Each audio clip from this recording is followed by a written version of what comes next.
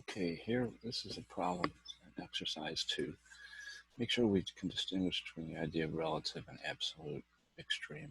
So here's our function, and let's look at what this looks like. So we need a graph here, a semicircle, like so.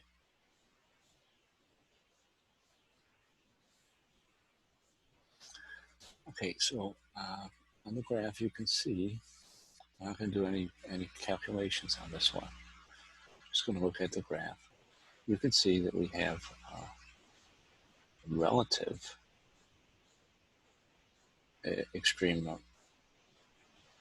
right extreme right here, this point. So we see relative 0, 2. Now, absolutes, this is relative maximum. And absolutes, we can see them occurring on the ends here. So you've got an absolute -2, 0, so there's a minimum, and 2, 0 is also a minimum. Okay, so we have two absolute minimums. All right, and one relative maximum. All right, now let's continue. Okay, this is our new interval, so when we put our sketch on here, we're just going to see this hole there, so -2 to 0. All right, that's a hole up there. Might not look like it, but it is a hole. So as far as relative go, we have none. No relative extrema. Okay, the endpoint's not considered relative, so we have none. Now, for absolute, we do have an absolute minimum at -2, 0. Okay, now something else here, there is no absolute maximum. That's sometimes surprising to students because it looks like the graph's going up here and then, but technically speaking, it never really reaches that point. That y coordinates is 2 up there. It never reaches it. It never attains it. And this is not a closed interval. This is half open. So our extreme value theorem does not apply. We're not guaranteed anything for this one. Now, so there is no absolute max. It's not attained here. Okay, so we have no relative extrema at all. And we only have an absolute minimum, but no absolute maximum.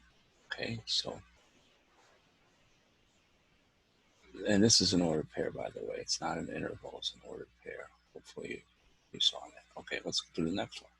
Here we have this thing, and we have the graph running from here to here, with those endpoints not included, because that's the significance of the open interval.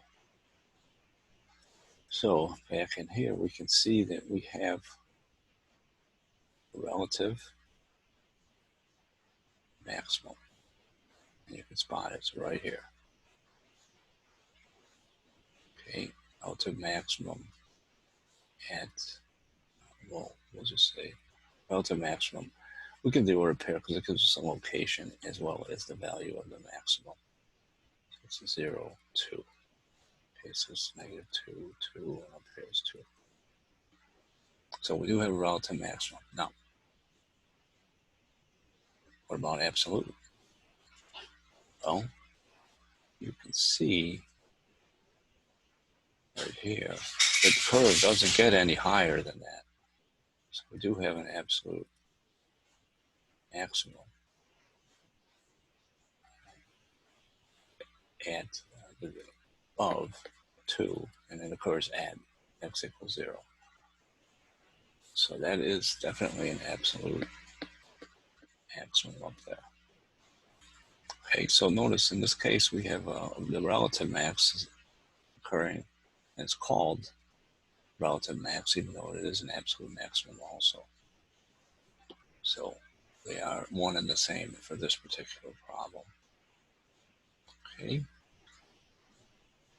So sometimes you have to have a graph in front of you is more important than trying to use a theorem. Okay, our last one is this one. And we have a portion of the circle starting at 1, going down to 2. So maybe it looks like it's about here.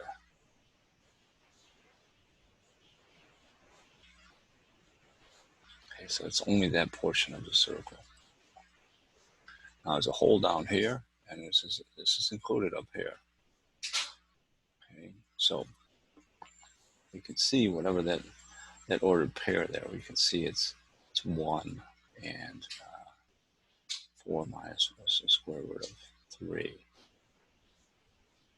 Okay, so that's the ordered pair there. Now, what about relative extrema? We have none.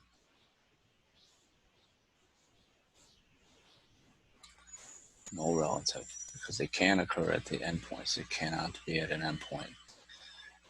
And we don't see any other places where we have a horizontal derivative, which would give us a critical number. So we have no relative extrema.